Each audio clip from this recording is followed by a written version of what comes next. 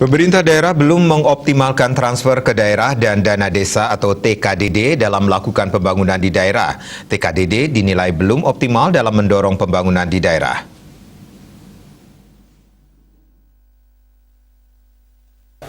Menteri Keuangan Sri Mulyani Indrawati dalam raker bersama Komisi 11 DPR RI di Jakarta menjelaskan kemampuan daerah dalam mendapatkan pendapatan asli daerah sangat minim dalam 3 tahun terakhir.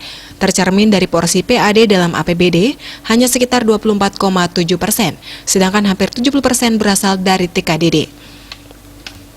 Ia mengatakan untuk dana alokasi umum memiliki korelasi yang cenderung positif terhadap belanja pegawai, sehingga menjadi dasar dalam formula DAU yakni mendorong peningkatan jumlah pegawai.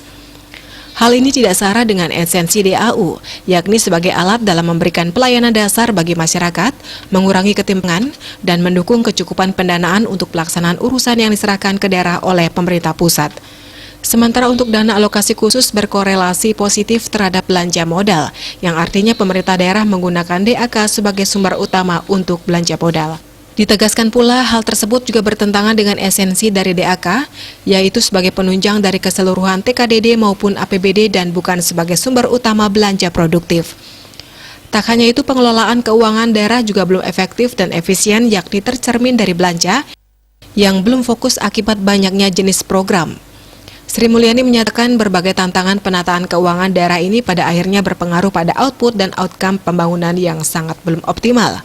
Belanja belum produktif yaitu 32,4% untuk belanja pegawai, sedangkan 11,5% belanja untuk infrastruktur dan layanan publik. Output dan outcome pembangunan sangat belum optimal dan sangat timpang di berbagai daerah meskipun pemerintah pusat sudah melakukan transfer ke daerah. Bali Post melaporkan.